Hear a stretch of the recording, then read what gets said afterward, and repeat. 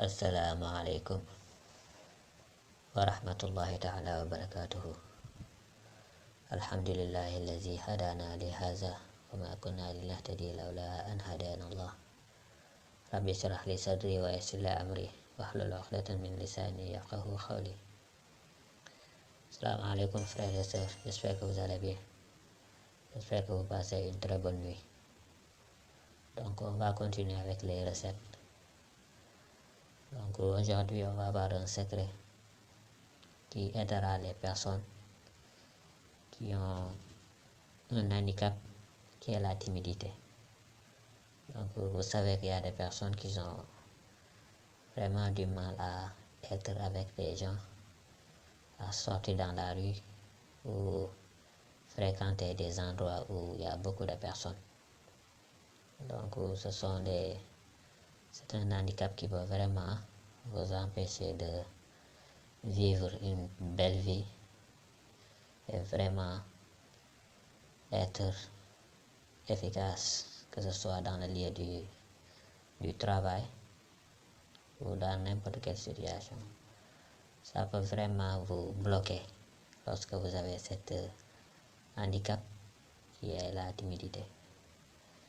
Mais d'une manière générale, on dit que être timide, c'est une bonne chose. Mais dans ce cas-ci, on va dire accepter le regard des autres. Ne pas avoir peur du regard des autres. Donc, lorsque vous fréquentez par exemple les marchés ou dans les centres commerciaux,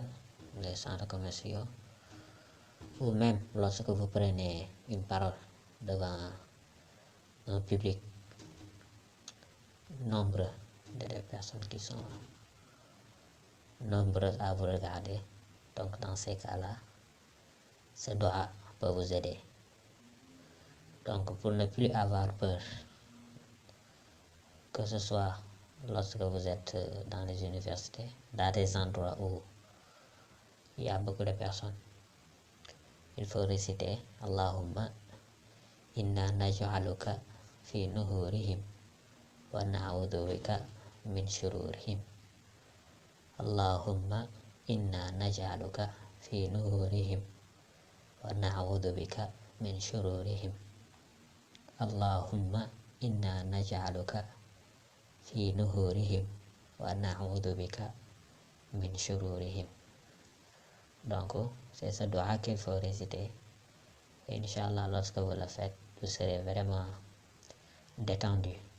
Cette peur qui vous empêche de sortir, de rencontrer les gens, ça peut être même à la maison. Par exemple, lorsque vous voyez des personnes qui vous rendent visite, peut-être par timidité, vous préférez rester seul dans votre chambre.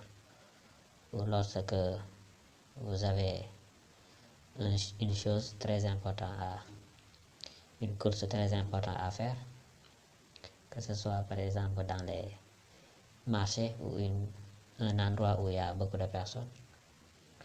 Donc cet handicap-là peut vous bloquer. Donc quel que soit alpha, ce doigt c'est donné par le prophète sallallahu alayhi wa sallam. Donc c'est un doigt prophétique que vous pouvez utiliser lorsque vous sortez chez vous. Donc avant de sortir, vous pouvez le réciter. Allahumma inna naj'aluka fi nuhurihim wa na'udhu bika min shururihim. Vous le récitez 3 fois. Donc une fois sorti, vous vous êtes rendu compte que vous ne l'avez pas publié, vous sentez que vous n'êtes pas trop à l'aise parce que les gens vous regardent, vous pouvez aussi le réciter.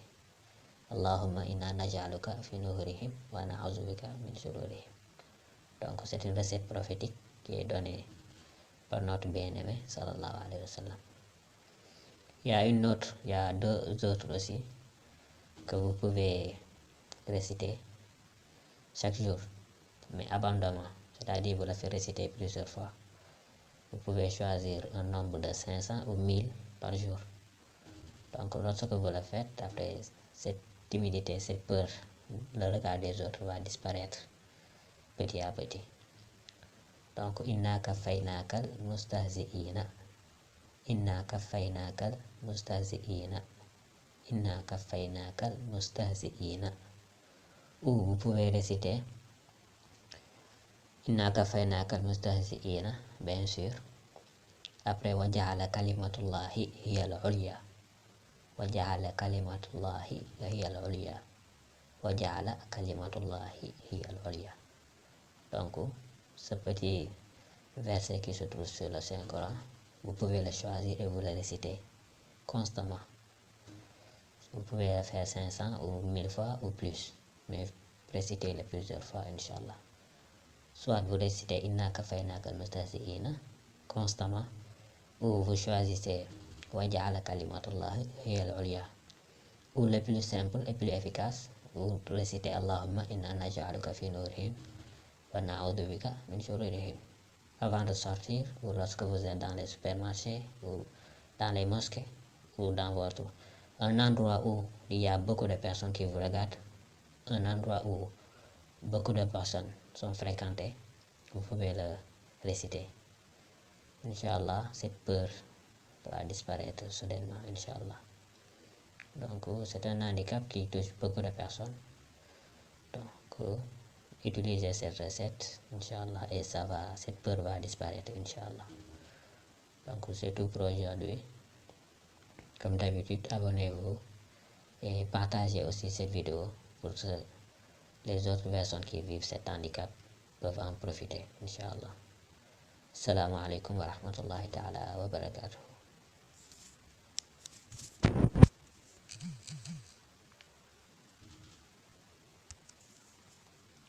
Salaamaaleykum samay mbokk maa ngi leen di ziar di leen wax dal leen jàmm chaîne bi Baatin Alxuraan. Rabbi shrah li sadri wa yassir li amri wahlul uqdatan min lisaani yafqahu qawli. Donc comme niñ koy faral di defee tey dama indi woon secret boo xamante ni ci wàllu kersa lay yëngu. Donc comme niñ ko xamee kersa nañu ne lu baax la, mais tamit su ëppee ci nit baaxul, mën na la yàqal. Par exemple leen faral di gis ñoo xamante ne dañu am kersa ba suñu bëggee génn ci boutique bi sax dem jënd dañuy ragal ku leen xool, nañuy am kersa. Wala suñ naree dem ci ay marché, wala suñ naree dem école, parce que dafa bari ay nit, bët bi la nit ñi di xoolee wala yooyu yëpp dina tax parfois ñu ragal ba duñu mën a sax génn seen kër. Donc feebar la boo xamante ni ñu bari lay dal. Donc pour mu dañ, am na yonent bi sallallahu alayhi wa sallam benn ñaan boo xam ne joxoon ne woon na ko, boo xam ne incha allah soo ko defee rek balaa ngay génn sa kër na nga koy tari incha allah. Même su nekkoon na ngay dem marché ñoo xamante ni ay milliards de personnes ñoo fay toog di la xool, incha allah doo tiit, da ngay ñeme seen bët. su ko defee ni na la jàppale ba sooy chaque jour sooy génn ni nga mën faj say soxla, waaw, te doo ragal. Même su nekkee na ngay nar a jël kàddu incha allah ci ay polo yu bari sax doo tiit, parce que am na ñoo xamante ni dañuy dund situation boobu te mën na leen yàqal lu bari seen àdduna. Léegi nan ngay def mooy da ngay tari allahumma inna naj'aluka fi nuhurihim wa na'udhu bika min shururihim. Allahumma inna naj'aluka fi nuhurihim wa na'udhu bika min shururihim. Allahumma inna naj'aluka fi nuhurihim wa na'udhu bika min shururihim. Donc ñaan bu ndaw boobu rek ngay tari, jafewul. Balaa ngay génn sa kër rek nga tari ko ñetti yoon. Su nekkee tamit na nga ko fàtte, maanaam nga génn dem ba si biir nga fàttali ko ne ñaan bi tari woo ko, wala daal ngay am yëg-yëgu daal nit ñi ñu ngi lay xool te yaa ngi commencé tiit di paniquer, léegi mën nga ko tariwaat naa ngi sa xel, tari ko ñetti yoon. Incha allah soo ko defee rek fu la neex demal, fu la neex dugal, incha allah ragal boobu day deñ. Donc le fait nit ñi di la xool noonu ba ngay tiit bay paniquer ba doo xam lay wax wala lay def, incha allah dina dañ. Léegi chaque jour rek balaa ngay génn sa kër mën nga ko tari. Am na beneen tamit boo xamante ni bu gàtt la, boobu soo koy faral def lu bari incha allah dina wàññeeku nànk. Peur bi ngay def, maanaam ragal bi ngay am ci nit ñi suñ lay xool, sooy faral def ñaan boobu incha allah ni day wàññeeku nànk-nànk. donc aaya bi mooy inna kafaynaakal mustahziina inna kafaynaakal mustahziina inna kafaynaakal mustahziina wala nga ni wa jaala kalimatullahi hiyal ulya wa jaala kalimatullahi hiyal ulya wa jaala kalimatullahi hiyal ulya. donc mën nga ko tari lu bari yoon moo xam 500 fois wala 1000 wala mu bari daal insha allah. inna kafaynaakal mustahziina wala wa jaala kalimatullahi hiyal ulya. donc ñaan yooyu mën nga ko di tari di ko def lu bari insha allah. soo koy faral def rek léegi ragal bi nekk ci kersa bi yooyu yëpp dina commencé di wàññeeku nànk. wala tamit nga def beneen bi moo gën a gaaw, maanaam chaque jour rek soo yeewoo balaa nga génn sa kër insha allah tari ko allahumma inna naj'aluka fi nuurihim wa na'udhu bika min shururihim. boobu baax na trop fépp foo xamante daal da ngay dem ay mbooloo yu bari ci waa di la xool nga ragal seen bët yi, waaw insha allah tari ko rek nànk insha allah. même su ne woon stade nga nekk sax boo xam ne bari na ay nit insha allah doo ragal. donc jafe-jafe yi ngay am pour génn ak kersa bi yooyu yëpp insha allah dina dañ ci kàttanu yàlla.